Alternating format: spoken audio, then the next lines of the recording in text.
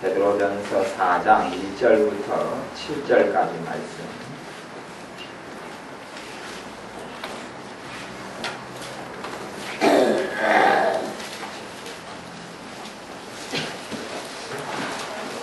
베드로전서 4장 1절부터 7절까지 말씀.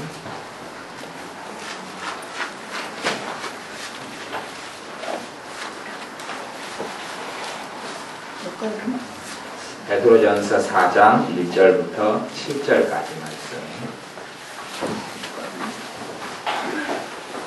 베드로전서 4장 1절부터 7절까지 같이 읽겠습니다.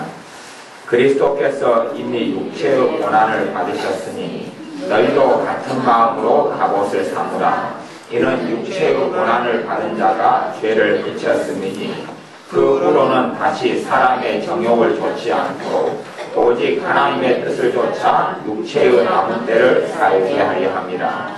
너희가 음란과 정욕과 술 취함과 방탕과 연락과 무법한 우상 숭배를 하여 이방인의 뜻을 좇아 행한 것이 지나간 때가 족하도다.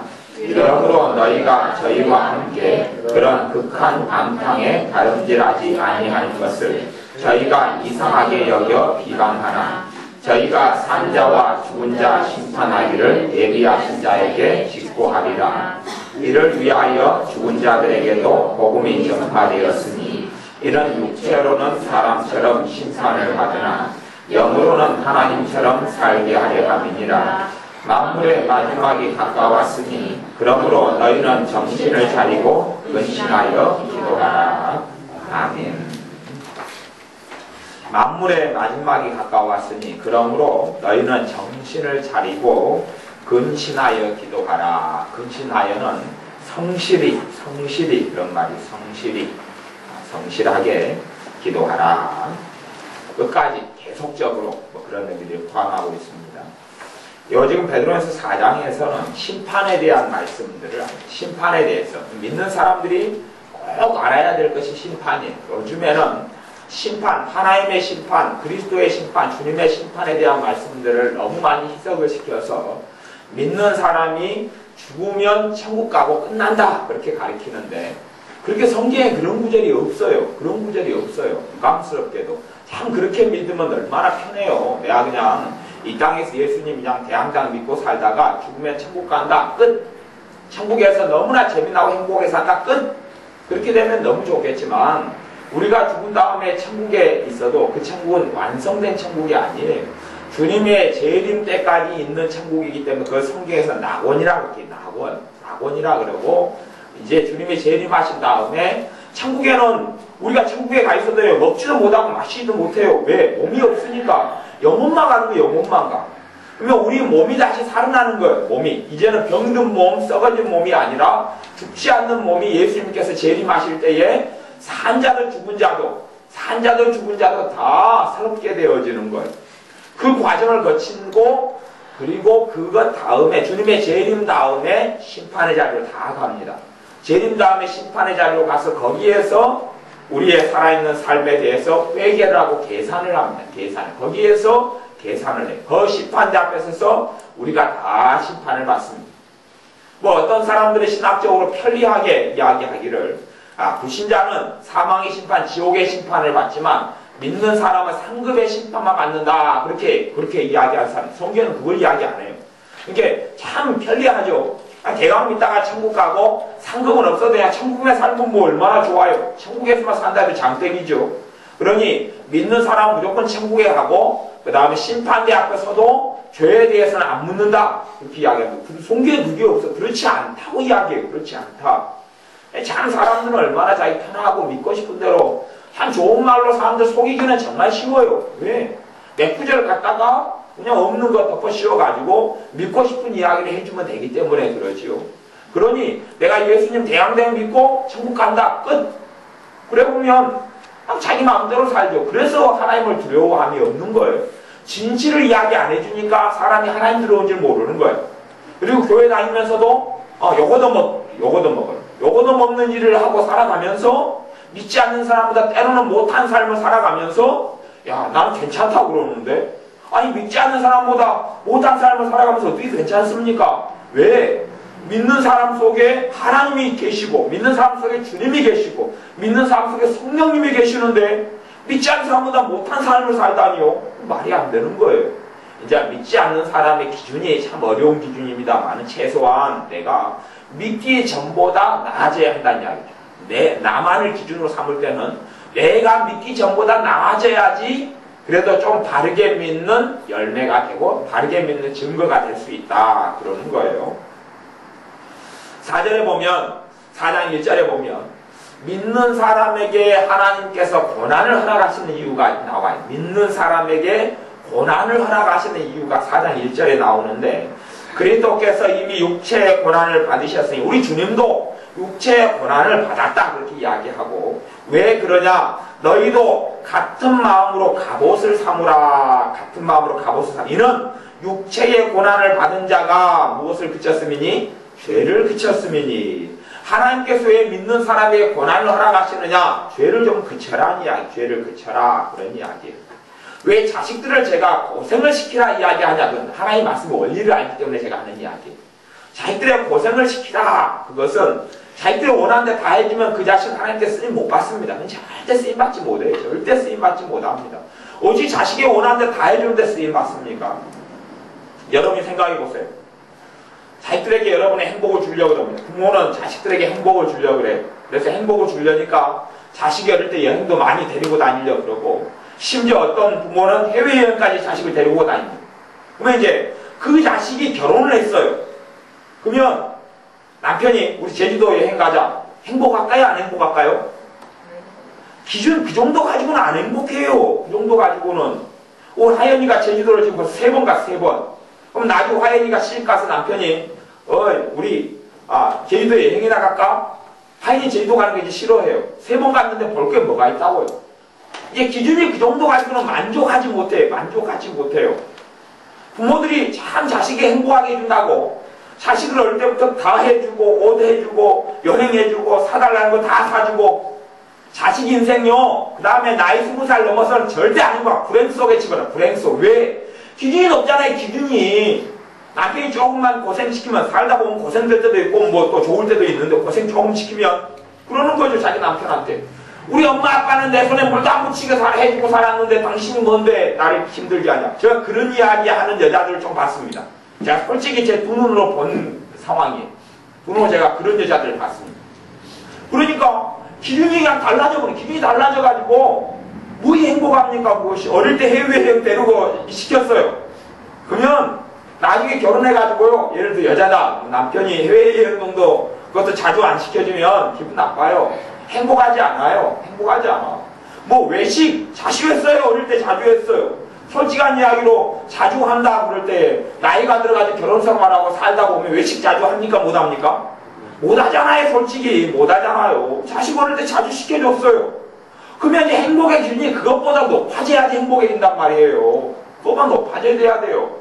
그러면 자식이 어릴 때 살면서 뭐 나름대로 행복이라는 것은 몸이 고달프다 해서 불행한 건 아니에요. 행복은 거기서 오는 게 아니니까. 그러면 자식을 키우면서 고생을 좀 많이 시켜요. 신부모 시키고, 뭐 밭도 하나 얻어가지고 얘 농사짓게 시키고, 한 50평. 자식을 이렇게 5명 놓으면 50평씩 맡겼어요. 250평을 농사짓게 해서 고구마도 충분히 먹을 수 있고 다 할 수 있죠. 일을 시켜요. 어릴 때 되면 다 소뚜기로 가고 뭐 나무하고. 왜? 지금 젊은 아이들이 행복지수가 높겠습니까? 지금 젊은 아이들하고 그 다음에 30년 전에 살은 사람들하고 행복지수가 누가 더 통계적으로 높을 것 같습니까? 30년 전에 사람인데 행복지수가 높습니다. 이상한 것 아닙니까? 지금의 젊은 아이들은 전화 걸 때 동전 넣고 돌리지도 않고, 추운 날에 전화 걸려고 떨지도 않고 핸드폰 딱 누르면 끝나잖아요. 얼마나 편합니까? 편해요. 그런데 뭐 사전 하나 찾아보려면 집에 없으니까 너무 집에 사전 빌리러 가고 도서관에 가서 보고, 사전 찾는데 뭐가 어렵습니까? 핸드폰 툭툭 누르면 나오고 아니면 인터넷 켜면 나오죠. 너무 편한 시대에 살죠. 대신 아이들의 기준이 너무 높으니까 행복을 못 느낍니다. 그러니 죄를 그치게 하려고, 세상 걸 끊게 하려고 하나님께서 하나님의 자녀에게 허락하시는 것은 육체의 고난이, 육체의 고난. 그래서 육체의 고난을 받는 자가 무엇을 그쳤음이니? 죄를 그쳤음이니. 이게 육체의 고난이라는 게 당장은 어렵고 힘든 건데 그것 자체가 축복이에요. 그 자체가 축복. 아이들에게 주는 고생을 시키는 것, 아이들에게 역할 분담을 많이 줘서 청소 같은 것 애들이 기본적으로 다 하게 하고, 그 다음에 쓰레기 같은 거 다 비우게 하고, 그리고 뭐 일을 하나씩 이렇게 맡겨주면 아이들이 그걸 가지고 고생을 해요. 그러면서 율법이 들어옵니다. 뭐가 옳은 삶인지, 뭐가 틀린 삶인지, 또 봉사활동도 하게 하고, 봉사활동도 머리로가 아니고 돈으로가 아니고 뭘로요? 몸으로 육체의 고난, 몸으로. 그걸 할 때에 이제 아이들이 바른 정신과 바른 마음을 가지게 되고, 나이가 들어서도 결혼해서 행복을 느끼게 돼요. 작은 것에 만족하고, 작은 것에 기쁘고. 아니, 어릴 때 그냥 완전히 그냥 엄마가 집에서, 아빠가 집에서 키우면서 이제 꽃단지 속에서 키워줬어요. 화운을 만들어줬어요. 그러면 나중에 남편이 장미꽃 한 송이 갖다 줘요. 예를 들어서. 그러면 행복해, 안 행복해요? 안 행복하지. 엄마 아빠는 나중에서 정원을 만들고 가든을 만들고 꽃밭을 만들어줬구만. 장미 한 송이가 이게 뭐예요 이게? 그러는 것 아니에요? 엄마 아빠가 애들 생길 때 되면 걸게 그냥 30가지 50가지 반찬으로 생일상을 차려줬어요. 그러면 이제 결혼하고 난 다음에 더 기대해요? 덜 기대해요? 더 기대하죠. 50가지 100가지는 해줘야지요. 100가지는 애들 생일 때다고 큰 선물 차려주지 마세요. 크게 참 불행을 주는 겁니다. 불행을 주는 거예요. 돈 1,000원 주고 말고. 그리고 옛날 저는 그 기준이 이렇게 우리는 최하로 낮춰져 있어요. 그래서 제 어릴 때 우리 삼형제가 졸업식이 같았어요. 초등학교, 중학교, 고등학교 같은 날 졸업식이에요. 그러니까 이공교사님 졸업식에 아무데도 안 가버려. 안 가버리고 5,000원을 딱 줬어. 5,000원. 너희들이 모여서 졸업식 끝나고 짜장면 사 먹어라. 이게 최고 행복한 거예요. 짜장면 사 먹으라고 돈이 남거든요. 그래서 3명이 또 나눠 가졌죠. 이게 그 정도만 그냥 높으면 우리는 좋은 거예요. 그 정도만, 그 기준만 높으면 만족하는 거예요. 만족해요. 짜장면 한 그릇 사 먹고 돈 500원 남을 수 있으면 최고로 좋은 거예요. 기준을 낮춰줘야지 기준을 높여줘가지고는 안 되는 거예요. 믿는 사람들도 육체의 고난이 없기 때문에 기준이 높아져. 하나님께서 해줘야 될 기준이 높아져요. 하나님은 내 수준 따라서 은혜를 줘요. 내 수준 따라서 축복을 줘요. 하나님께 내 수준 따라서 내 믿음 따라 축복을 주는데 믿음은 안 되면서 기준만 높아져가지고 많이 달라고 그러는 거예요. 그러니 하나님에 대해서 불평도 쌓이고 불만도 쌓이고 뭐 온갖 잡동사니가 다 쌓이는 거죠. 하나님께서는 그래서 하나님의 자녀에게 육체의 고난을 허락하셔. 육체의 고난을 허락하지 마. 내가 이 고난을 통하여서 죄를 그치어야 된다. 고난을 통하여서 내가 더 깨끗하게 되고 거룩하게 되고 정결하게 돼야 된다. 그렇게 다른 방향으로 잡고 가는 사람이 있고 육체의 고난을 받으면서 죄를 더 쌓아가는 사람도 있어요. 잘못된 방향으로 가죠. 잘못된 믿는 사람이 하나님께서 축복으로 육체의 고난을 주셨을 때에 바른 방향으로 가는 사람도 있고 잘못된 방향으로 가는 사람도 있어요. 똑같이 부모가 자식을 사랑해서 공부하라 그래요. 그러면 그걸 듣고 순종하는 자식도 있고 그걸 듣고 에이 맨날 공부하라 그래. 그리고 오히려 더 반항하고 잘못된 방향으로 가는 자식도 있고 그렇게 가는 것처럼 하나님께서 하나님의 자기 육체의 고난을 허락하셔서 죄를 그치게 하려고 그래요. 더 거룩하게 하고 더 깨끗하게 하고 더 정결하게 하고. 그러니 우리가 고난이라는 것, 육체의 고난이라는 것, 몸이 보대끼고 힘들다는 것이 하나님의 축복으로 받아들여야 돼요. 솔직히 믿는 사람들이 좀 이제 하나님과 좀 가까이 사는 부류를 이야기한다면 죄를 좀 지으면 하나님과 안 가까운 사람은 그걸 몰라요. 하나님하고 좀 가까운 사람은 죄를 좀 지으면 몸 자체가 아플까요? 안 아플까요? 여러분 어떻게 생각하세요? 죄를 좀 짓는 사람은 하나님과 좀 가까운 사람을 이야기합니다. 안 가까운 사람은 덜 그래요. 안 가까운 사람은 죄를 이만큼 지어야지 몸이 좀 아프면 하나님 가까운 사람은 이만큼 지으면 몸이 좀 아픕니다. 진짜로 그래요. 진짜로. 왜? 그러면서 하나님께서 너 지금 죄 지었다고 가르쳐주는 거예요. 왜? 죄를 그치게 하려고. 하나님과 거리가 멀수록요 죄를 많이 지어도 아무 일 없어요. 왜? 하나님과 거리가 머니까 하나님은 그걸 이야기 안 해요. 하나님과 많이 가까우면요 죄를 좀 지으면 몸이 아파요. 죄를 좀 지으면 내 마음에도 문제가 생겨요. 죄를 좀 지으면 하나님의 행복이 사라져가요. 죄를 좀 지으면 하나님의 평안이 사라지고 하나님과 좀 가까우면 좀 가깝다는 기준을 여러분이 알아서 들으시고 알아들으시고 하나님과 가까울수록 그런 일이 벌어져요. 그걸 통하여서 알게 되는 거예요. 알게 되는 거예요.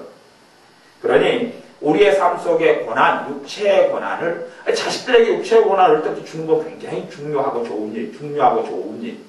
그래서 하루 내내, 한 달 내내, 방 내내 그냥 방에서 그냥 TV 보고 뭐 뒤굴게 만들었어요. 얘를 마음대로 놀게 만들었어요. 그렇게 하는 자식하고 아니면 한 달 내내 예를 들어 일을 시켰다. 그러면 기준이 전혀 틀려져요. 뭐 이제 한 달 내내 노는 아들은 노는 게 지겨워. 그 엄마 아빠한테 더 많은 걸 요구하죠. 왜 나를 맨날 놀게 하느냐? 여행을 시켜줘야지. 재미난 구경을 시켜줘야지. 날 재밌게 해줘야지. 그리고 한 달 내내 일을 시킨 자식은 조금 잠자는 시간만 있어도 그냥 감사하고 좋은 거예요. 좀 쉬는 시간만 있어도 너무 감사하고 좋은 거예요. 우리 그렇게 기준이 틀려져요. 그 다음에 이제 주님의 심판에 대한 이야기가 2절부터 이제 자세히 보면 나오는데요. 그 후로는 왜 육체의 고난을 받느냐? 죄를 그쳐가지고 그 후로는 다시 사람의 정욕을 좇지 않고 자기 욕심, 자기가 하고 싶은 대로 내가 하고 싶은 대로 그렇게 따라 살지 않고 오직 누구의 뜻을 좇아서요? 하나님의 뜻을 좇아 그 말은 따라서 그 말이에요. 하나님의 뜻을 따라서 하나님의 기뻐하신 뜻을 따라서 육체의 남은 때를 살게 하려 합니다. 육체의 남은 때는 뭐예요? 내 남은 인생을 육체의 고난을 통하여 죄를 그치게 하려고 그러고 하나님께서 하나님의 자녀를 다루는 방법이에요. 그렇게 하고 그래서 남은 인생을 자기의 육체의 욕심, 육체의 정욕을 따라 안 살고 하나님의 뜻을 따라서 남은 인생을 보내게 하려고. 왜? 주님 앞에 서야 되니까. 그러니 5절에 보면 저희가 산자와 죽은 자 심판하기를 예비하신 자에게 직고하리라. 실토한다면 죄에 대한 실토. 죄에 대해서 자기가 짓고 자기가 말하고 자기가 생각하고 자기가 말한 행동한 모든 것에 대하여 주님 앞에 서서 다 이야기해. 전부 다 죄를 실토해. 심판대 앞에 서면 많은 무수한 사람들 앞에서 다 죄를 다 낱낱이 실토하게 돼. 어떤 사람일수록 이게 심각해지느냐? 3절. 너희가 음란과 정욕과 술 취함과 방탕과 연락은 내 쾌락을 위해서 즐기고 사는 거예요. 내 즐거움을 위해서 사는 게 연락과 무법한 우상숭배, 하나님의 법을 어기는 우상숭배를 하여 이방인의 뜻을 좇아. 이방인 부신자, 하나님을 안 믿는 사람들과 똑같이 사는 거예요. 이방인의 뜻을 좇아. 믿지 않는 자와 똑같이 말하고 똑같이 생각하고 똑같이 그렇게 인생 계획 세우고 그렇게 사는 것. 이방인의 뜻을 좇아 행한 것이 지나간 때가 족하니라. 믿기 전에가 족하다. 믿은 다음에는 그렇게 안 살아야 될 거 아니냐. 믿은 다음에는 하나님을 섬기고 구원받은 다음에 하나님의 자녀가 되고 예수님의 피로 용서함 받은 다음에는 다르게 살아야 할 것이 아니냐. 왜 또 믿은 다음에도 그렇게 살아가느냐. 그래서 이제 교회 안에서 두 종류의 사람이 생겨요. 이렇게 과거의 옛사람을 벗어버리지 못하고 그 속에 계속 똑같이 사는 사람이 있고 거룩하게 그 삶을 벗어난 사람이 있어요. 벗어나가는 방향으로 가는 사람이 있고 똑같이 살면서 이제 왜 너는 나하고 똑같이 안 사냐 그렇게 하는 거예요. 야, 믿는 신앙하고 예수님 믿는 거하고 세상하고 타협하고 살면 되지. 꼭 믿는 사람이 그럴 필요가 뭐가 똑같이 안 믿는 사람은 똑같이 살자. 하나님이 다 눈 감아주고 죄에 대해서 다 눈 감아주고 다 용서해 주실 거다. 좋은 게 아니냐. 타협하고 살자. 그냥 모른 체 하고 살자. 하나님도 다 봐줄 거다. 그런 식으로 믿는 사람도 똑같이 살아. 그렇게 안 사는 사람들에서 이상하다고 그러는 거예요. 소위 말하면 그런 믿는 사람들은 그런 주님 뜻대로 사는 믿는 사람을 가르쳐서 야, 믿어도 유별나게 믿는다. 뭐 그런 식으로 이야기하는 거예요. 대강 믿지 왜 유별나게 믿느냐. 뭐 그런 식으로 이야기하는데 절대 그렇지가 않아요. 왜냐하면 그래서 4절에 보면 이러므로 너희가 저희와 함께 그런 극한 방탕에 다름질하지 아니하는 것을 저희가 이상하게 여겨 뭐한다고? 비방하나. 교회 안에서 비방해. 어떤 사람은 그래. 어떤 사람은 비방해. 야, 그 정도 괜찮지 왜 그러냐. 그런 죄를 다 짓고 산다. 그러면서 죄가 아니라고 이야기하는 거예요. 죄가 아니다. 그러니 저희가 산자와 죽은 자 심판하기를 예비하신 자에게 직고하리라. 그 7절에 만물의 마지막이 가까웠으니 그러므로 너희는 정신을 차리고 근신하여 기도하라. 심판에 대한 말씀 하나 더 찾아보죠. 로마서를 찾아보겠습니다. 로마서 14장 정도에가 있을 겁니다. 로마서 14장. 로마서 14장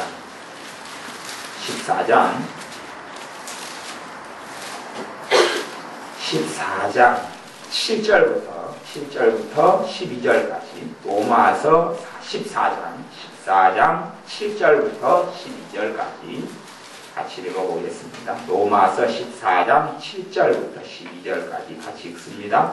우리 중에 누구든지 자기를 위하여 사는 자가 없고 자기를 위하여 죽는 자도 없도다. 우리가 살아도 주를 위하여 살고 죽어도 주를 위하여 죽나니 그러므로 사나 죽으나 우리가 주의 것이로다. 이를 위하여 그리스도께서 죽었다가 다시 살으셨으니 곧 죽은 자와 산 자의 주가 되려 하심이니라. 너가 어찌하여 내 형제를 판단하느뇨? 어찌하여 내 형제를 업신여기느뇨? 우리가 다 하나님의 심판대 앞에 서리라. 기록되었으되 주께서 가라사대 내가 살았노니 모든 무릎이 내게 꿇을 것이요 모든 혀가 하나님께 자백하리라 하셨느니라. 그러므로 우리 각인이 자기 일을 하나님께 직고하리라. 아멘. 여기 심판대 앞에서 지금 우리 각인이 믿는 사람, 사도 바울부터 시작해가지고 다 우리 각인이 자기 일을, 자기가 행한 일을, 선악간에 행한 일을 하나님 앞에서 뭐 한다고요? 직고한다. 그럼 아까 베드로 전서하고 같은 말씀이에요. 그러니 믿은 다음에 천국 가면 끝이다. 말씀이 그래요? 안 그래요? 안 그럽니다. 안 그래요. 절대 안 그럽니다. 믿는 자들에게도 똑같이 심판이 있다. 여기에서 무슨 상급의 심판을 이야기합니까? 믿는 자는 자기 죄에 대해서는 절대 하나님 언급 안 한다. 그런 거 아닙니다. 철저하게 죄에 대해서 회개하고 돌이키서 내 인생 속에 끊어버리지 않은 죄에 대해서는 다시금 이야기. 철저히 회개되지 않은 죄에 있어서는 계산됩니다. 회개한 죄는 대가를 묻지 않고 예수님의 피로 깨끗게 해줍니다. 정확한 거예요. 내가 정말 마음에서 돌이켜서 회개하고 중심의 애통함으로 회개하고 죄가 된 줄 아는 것들은 주님이 다시는 기억지 않습니다. 그래서 예수님 십자가가 올라온 거고 예수님의 보혈의 권능이 나타나는 거예요. 대신 내가 죄가 죄인 줄 모르는 것, 그리고 죄를 끊지 않고 내 맘대로 살아가는 것, 방탕 속에, 술 취함 속에, 악함 속에, 어리석음 속에 살아가는 것들, 그런 것들은 그 사람이 어떤 사람이든지, 지금 여기는 지금 신자 이야기예요. 신자 믿는 자가 이럴진데 믿지 않는 자는 오죽하겠느냐. 그거 이제 로마서에가 또 그 이야기가 나옵니다. 믿는 자도 그럴진데 안 믿는 자도 오죽하겠느냐 그런 거예요. 믿는 자도 이럴진데 하나님의 심판은 교회에서부터 반드시 시작됩니다. 교회 믿는 자부터 하나님의 심판이 시작되고, 그래서 10절에는 너가 어찌하여 내 형제를 판단하느뇨. 이 교회 안에서 너가 내 형제를 판단하느뇨. 어찌하여 내 형제를 업신여기느뇨. 우리가 다 하나님의 어디 앞에 서리라? 심판대 앞에 서리라. 죽은 다음에 천국 간다고 절대 그게 끝이라고. 그 성경에 하나님 말씀 그게 없어요. 그렇게 왜 목사님들 가르치는지 모르겠어요. 이제 그렇게 가르치면 듣는 성도님은 기분이 좋거든요. 기분이 좋아. 입맛에 맞춰줄 수가 있어요. 근데 하나님 말씀은 그런 건 없습니다. 그런 건 없어요. 우리 주님이 사복음서에 너희가 믿은 다음에 이제 천국 가면 끝이다 그런 이야기 한 적 있어요? 없어요? 그런 거 없습니다. 오히려 주님이 10처녀 이야기 중에서 기름 준비하는 5처녀, 달란트 이야기 중에서 회개하는 계산해야 되는, 그래서 2달란트 받은 종은 이제 칭찬을 받고 1달란트는 이 책망을 받고 지옥에 가는 거. 그런 이야기. 문화에서도 어떤 문화를 남긴 종은 칭찬을 받고 어떤 종은 심판받아 지옥에 가는 것. 이런 이야기. 양과 염소, 알곡과 가라지. 근신하고 깨있고 열매가 있는 사람. 그러면 알곡, 열매가 없고 깨있지 않고 하나님을 뜻대로 섬기지 않은 사람, 가라지. 양과 염소, 심판날에, 심판대 앞에서 다 그걸 가른다고 다 갈라요. 다 가른다고 해요. 그런 이야기를 주님이 얼마나 많이 하시냐 말입니다. 많이 해요. 또 마찬가지로 밭 가지고 밭의 비유를 가지고 옥토밭만 열매를 맺고 나머지 밭은 열매를 맺지 못한다. 그거에 대해서 첫째는 천국 복음이다 그러고 하나님의 말씀이다 그러고, 첫째는 복음에 있어서도 열매 맺는 밭은 4종류 중에서 1종류밖에 없는 거죠. 그런다고 믿는 사람 4명 중에 1명만 구원받는다 그렇게 되는 이야기는 절대 아니에요. 그렇지만 우리가 하나님 앞에 심판대 앞에 다 서는 것은 명백한 거예요. 다 서는 건 명백한 거예요. 내가 말 한마디, 내 생각 하나, 마음먹은 것 하나 다 심판받습니다. 그러니까 하나님은 공의로운 하나님이에요. 대신 그것들의 죄인지를 알고 철저하게 하나님 말씀을 통해 철저하게 깨닫고 회개하는 부분은 묻지 않습니다만은, 그렇게 되지 않은 부분은 깨닫고 회개하고 그 다음에 삶을 돌이키고 삶을 하나님께 열매로 똑바로 하는 그 부분은 묻지 않습니다만은, 그렇지 않은 부분은 묻습니다. 근데 심판대 앞에서 묻는 어떤 것이, 물론 그래서 하나님이 인정하시는 자녀, 성령님께서, 그래서 하나님의 자녀는 로마서의 말씀에는 그가 하나님의 자녀다고 누가 안에서 증거한다고 이야기합니까? 성령님이 안에서 증거해요. 성령님, 너는 내 자식이다, 너는 하나님의 자식이다, 그렇게 증거해요. 요 안에서 성령님이 그걸 내적 증거라고. 내적 증거. 그러니까 믿음 속에 거하여 있는 사람은 성령님께서 내적으로 증거를 해요. 제가 증거하는 것도 아니고 주변 사람이 하는 것도 아니고 주님께서 내 안에서 너가 하나님의 자식이다, 그리고 성령님께서 안에서 증거를 해요. 근데 그 증거가 없는 사람들이 위험한 자리에 서 있는 거예요. 그 증거가 없는 사람들이 무서운 자리에 사실은 서 있을 수 있어요. 안에 성령님이 너는 내 자식이야, 너는 하나님의 자식이야, 증거를 여기서 안 해버려요. 점점점 내가 하나님과 거슬려지고 하나님의 뜻에 반대로 걸어가고 성령님께서 인도하신 게 반대로 거슬려가면 너희는 성령을 소멸치 말라. 성령님 점점 역사 안 해버리고 그 다음에 이제 성령 뜻에 안에 역사를 안 해버려요. 증거를 안 해요. 기도할 때도 너는 내 자식이야, 내가 너희들을 응답하는 증거를 안 해버려요. 말씀을 들을 때도 이건 너한테 해주는 말씀이야, 똑바로 들어라, 성령 이야기를 안 해버려요. 이 안에 감동이 없고 감화가 없어요. 예배 드릴 때 되면 하나님께 너는 참으로 하나님이 너희를 받고 있다, 이런 감동이 없어요. 성령의 내적 증거, 내적 확신이 없어버려요. 이러면 이제 이게 심각한 내가 자리에 서 있다는 걸 알고 돌이켜야 합니다. 심각한 자리에 서 있어요. 심각한 자리에 서 있어서 정말 위험한 자리에 있는 거예요. 믿는 자의 삶 속에 성령의 내적 증거가 없는 사람들은 굉장히 위험합니다. 굉장히 위험해요. 기름 준비하지 않은 다섯 처녀가 될런지 알 수가 없습니다. 제가 더 심각하게까지는 이야기 안 하니까 그렇죠. 더 심각하게 이야기하면 여러분이 겁을 먹을까봐 더 심각하게 진도를 안 떼는 겁니다. 그까지만 이야기하는 거예요. 그까지만 이야기하지. 사실은 기름 준비하지 않은 다섯 처녀는 누구를 기다렸습니까? 예수님을 기다렸어요. 예수님을 신랑 되신 예수님의 재림을 기다렸어요. 실제로 지금 교회 가운데 재림을 기다리는 사람이 얼마나 있습니까? 얼마나 있습니까? 안 기다리잖아요. 재림 안 기다리잖아요. 손정호 목사님처럼, 주기철 목사님처럼 구름 하늘 쳐다보고 구름 맞으면 예수님께 저 구름 타고 오실까? 저 구름 타고 오실까? 그런 기대감을 갖고 주님을 안 기다리고 살잖아요.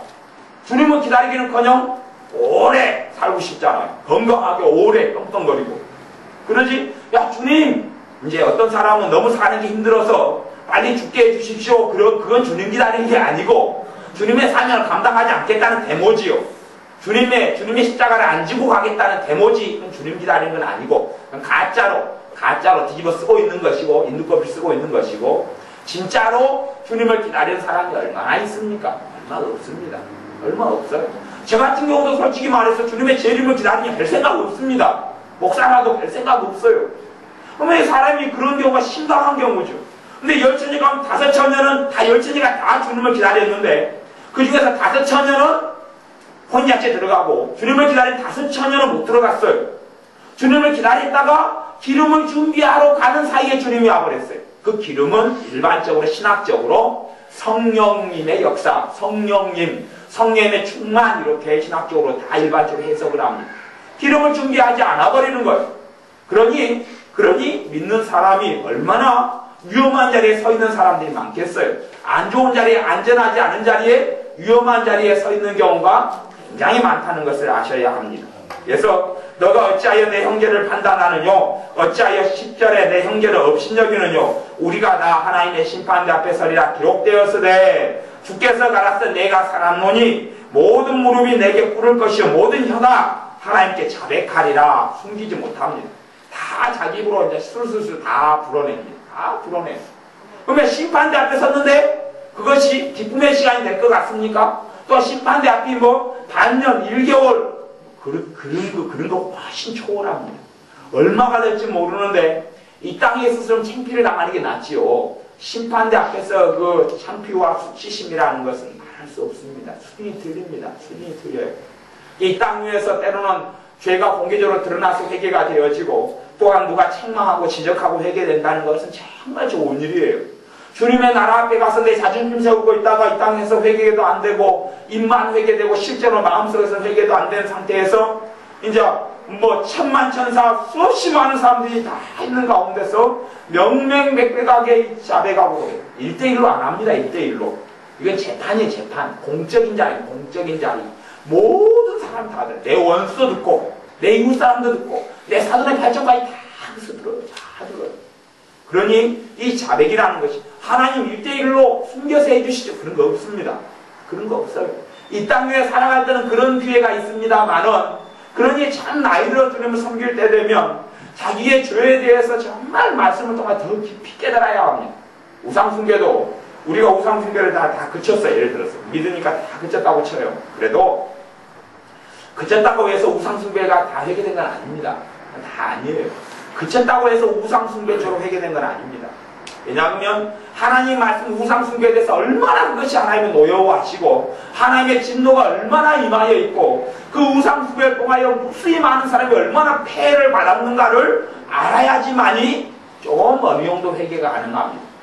실제로 믿는 사람이 우상숭배를 다 끝이고 제사도 안 지냈다가 딱 주님의 심판대 앞에 서면요 아직 회개되지 않은 우상숭배죄가 50% 이상이 남아있어. 50% 이상이 남아있어. 그거에 대해서 다시 다 책임을 묻습니다. 그렇게 됩니다. 왜냐하면 입만 하고 그냥 목회자가 그냥 제사 지내지 마라 우상숭배 끝이라 하니까 끝이고 그거에 대해서 가슴을 찢고 회개를 안 하는 겁니다. 우상숭배를 부모가 하면 그 가족에게 귀신의 역사가 시작되고 저주가 시작됩니다. 아마 자식들이 주님을 나중에 믿고 싶어도 믿기가 어려워요. 자식들이고 저주가 내려가니까. 그리고 후손에게도 저주가 내려가고 귀신 역사가 타고 내려가요. 뭐 그것 때문에 내 우상숭배 나는 해고 나는 회개했어요. 그러면 자손들은 자자손손이 3, 4대까지 하나님의 책임을 물으니까 그 뿔을 다 거두는 거예요. 전부 다 신분들 다 거두는 거예요. 그것이 얼마나 심각한 것인지 못 느끼고 나만 했다가 그냥 그만두면 끝나지. 그러니까 회개가 다 안 돼요. 깨달은 것만큼밖에 안 되는 거예요. 회개가. 회개는 깨달은 것만큼. 그러니 믿는 사람들이 더 깊은 회개로 하나님께 사실은 나아가야 합니다. 더 깊은 회개로 나아가서 주님 앞에 통곡하고 울고 가슴을 치고 있으면 그때 돼서 주님이 받아준 회개가 되면 성령님께서 이제 그쳐도 된다. 그렇게 해주는 거예요.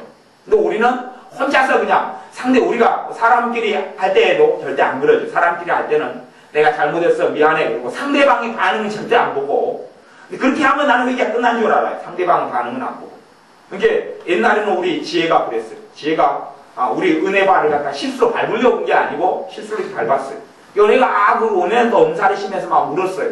언니가 밟았다고. 울었어요. 그러니까 우리 지혜가 미안해. 그랬어요. 미안해. 그랬어요.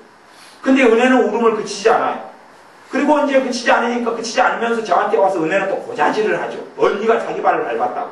그래서 제가 대질 신문을 하죠. 그러면은 우리 지혜는 미안해. 나 그랬다고 그래요. 미안해. 그랬어요. 미안해. 상대방을 아무런 배려도 않고 생각지도 않고. 이제 지금은 이제 우리 지혜도 많이 달라졌어요. 근데 옛날에 그랬단 말이에요. 옛날에. 호랑이 담배 피던 시절 이야기예요. 그러니까 그랬단 말이에요. 마찬가지로 우리가 회개도 그렇게 될 수 있어요. 그렇게 될 수 있어요. 그러니까 그런 부분에 있어서는 우리 지혜보다 우리가 더 나쁜 사람, 우리가 더 나쁜 사람들이에요. 하나님은 전혀 무시하고 하나님 잘못했어요? 그거 끝난다고 생각해. 하나님이 회개를 받아주면요 성령님이 됐다 그래요. 성령님이 됐다 그래요. 그 사람한테 됐다 그래요. 요한에서 됐다 그래요. 이제 근데 우리가 미안해요. 잘못했어요. 그리고 이제 마음대로 산 다음에 1년 동안 죄 지은 거 다 없애주세요. 미안해요. 끝. 그래서 성령님 이제부터 그렇게 하고 끝내는 거죠. 그렇게 하면서 하나님을 기만하는 거죠. 하나님을 기만해요. 그렇게 해서 사실은 진정한 회개가 안 되는 거예요. 그러니 하나님께서도 너희가 옷을 찢지 말고 너희 마음을 찢으라 하는 거죠. 옛날 회개할 때 옷을 찢었어요. 요 옷이 옛날엔 한 벌이었거든요. 옛날 사람들은요. 한 벌, 두 벌이었어요. 그걸 찢어버리는 거 어찌 됩니까? 또 꿰매고 얼마나 복잡해요. 그러니까 옛날에 습관적으로 죄를 회개한 사람은 맨날 옷 찢고 또 꿰매고 찢고 꿰매고 그래 꿰맬 때도 이제 단단히 안 꿰매고 촘촘히 안 꿰매죠. 또 찢으니까 적당히 이제 꿰매가지고 또 확 찢고 또 꿰매고 또 확 찢고 그러는 거지. 잘못했다고. 그러는데 하나님께서는 이제 차라리 그건 하지 마라. 옷 안 찢어도 좋으니까 네 마음이나 찢어라. 네 강팍한 네 마음이나 찢어라. 맨날 옷만 찢어내면서 회개한다고 그렇게 하지 말고 그렇게 됐는 거예요. 근데 믿는 사람이 입만 회개한다고 입만 회개한다고 입만 고백하고 이 마음에선 통곡하지 않고 애통함이 없는 거예요. 믿는 사람들이 그러기 때문에 변화가 없어요. 실제로요. 실제로 내 죄에 대해서 애통함이 있으면 내 삶이 변화되도록 주님이 도와줍니다. 도와줘요. 근데 내가 이분 회개를 했어요. 내 삶이 안 변해. 주님이 회개를 안 받아준다는 이야기. 그래서 제가 그때 그래서 하나님의 용서라는 설교로 한 3주 전인가 2주 전인가 제가 말씀을 나눈 것이 그거예요. 그거. 내가 회개를 한다 해서 하나님이 다 받아주는 게 아니다는 이야기. 정말 회개하고 하나님 받아주면 나를 도와주기 시작해. 그 부분에 나를 도와주기 시작해. 나를 그 부분에 깨닫게 하기 시작하고 도와주기 시작해. 내가 연약하여 할 수 없는 그것을 이루도록 성령 하나님께서 도와주기 시작해. 근데 안 도와준단 말이죠. 안 받았다는 얘기. 안 받았다. 회개를 안 받았다. 그래서 실상은 많은 믿는 사람들이 예를 들어서 우리 이봉 교사님이나 치유기도 사회 갈 때 따라하는 기도를 시킵니다. 따라하는 기도를 여러분이 또 따랐어요.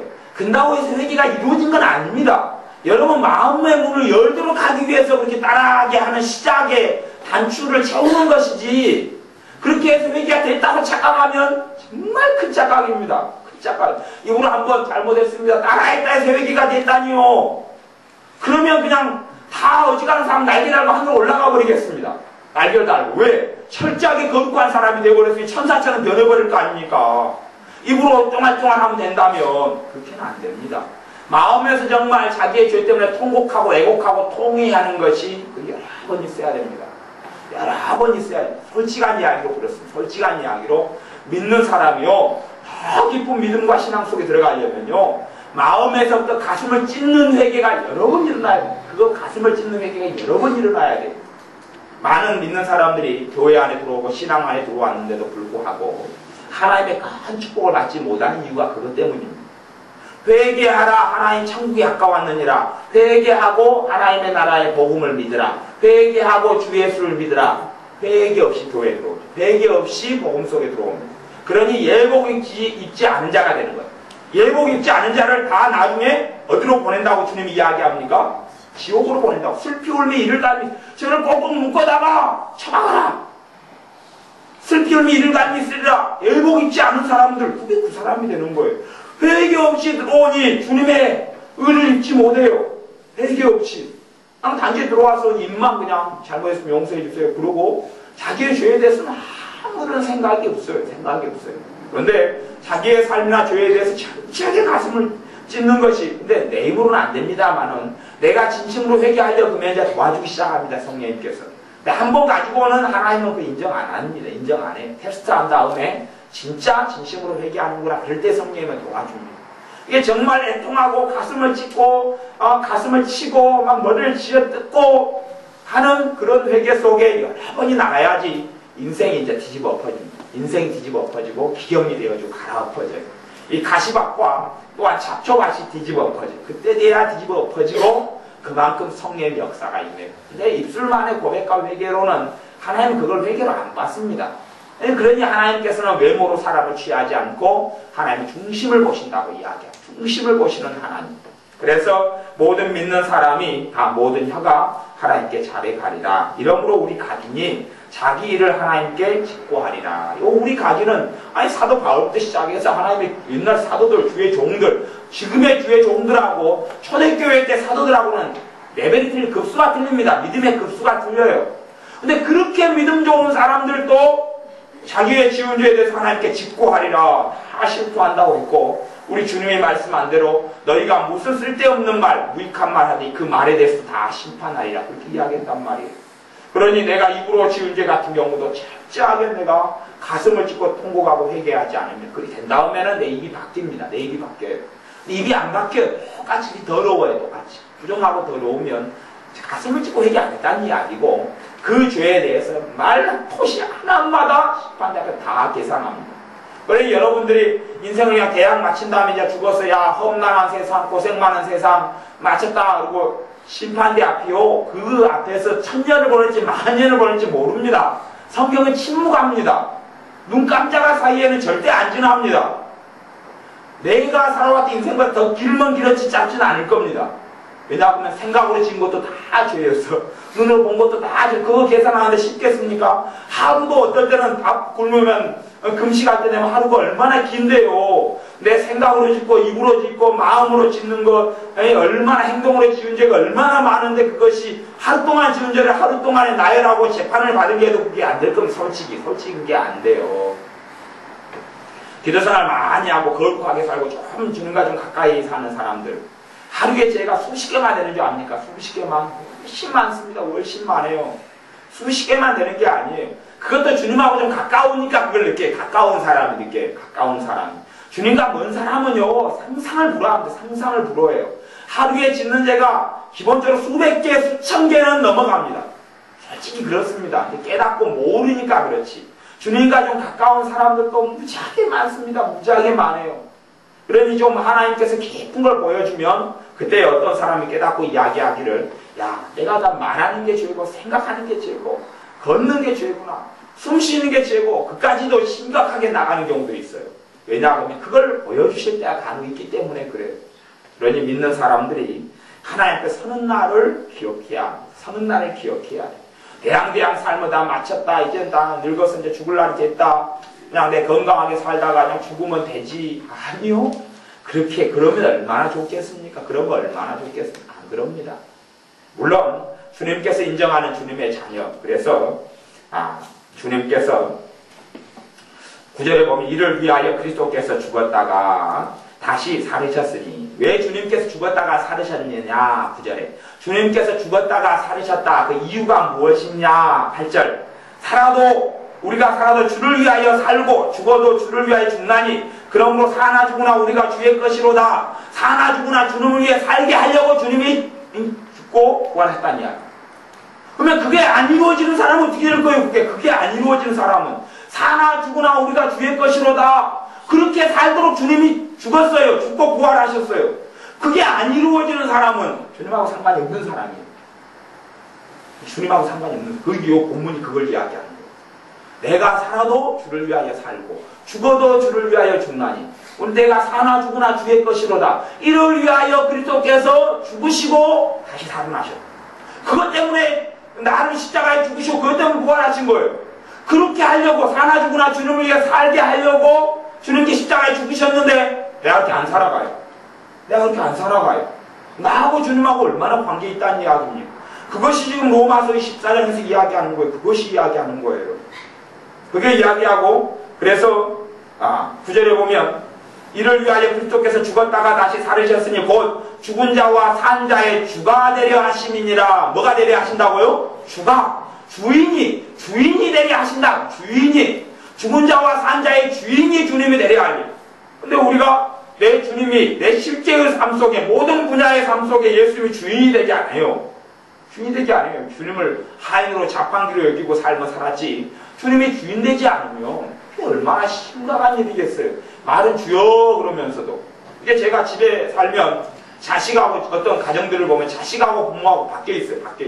자식이 사실은 부모고 자식이 권세를 가지고 있고 부모는 종이에요. 부모는 종. 부모는 하인 하녀. 부모는 하인 하녀고 자식이 주인이. 그렇게 자식을 키워버린 거예요. 하나님은 절대 자식 그렇게 키우지 마라 그랬거든요. 그렇게 키우지 말고 자식이 권세와 권위를 부모가 권세와 권위를 가지고 자식을 똑바로 키우라 그랬어요. 자식을. 왜 심지어는 어느 정도까지 키워야지 올라가면 딸이 있으면 딸의 결혼을 아버지가 네 남자가 결혼해 그럼 결혼해야 되는 거예요. 이게 고린도 전서에 나와 있는 고린도 전서에 너 이 남자하고 결혼해 그럼 결혼해야 되는 거예요. 딸을 마음대로 결혼시킬 권세가 누구한테 있다고요? 부모한테 있다고 하나님은 천명하고 이야기하시는 거예요. 그렇게 해야지 되는 거지. 그렇게 안 키워놓으면 첫째는 잘못 키운 거고 그리고 오히려 자식이 부모에 속해 있어. 자식은 부모에게 속해 있다고 이야기해. 속해 있어요.